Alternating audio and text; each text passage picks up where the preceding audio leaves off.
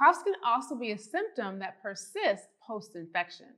Because chronic coughs can be so aggravating, they can keep you up at night, give you headaches, you just want the cough to stop, so you may take something that suppresses it. Yes, if it's keeping you up at night, you want your rest. Sleep certainly promotes healing, but we want to be mindful not to suppress the cough too much because the cough reflex is in response to irritation, and a part of its function is to help protect and clear your airway passages and lungs, help loosen and release fluid congestion, dust, and microbes.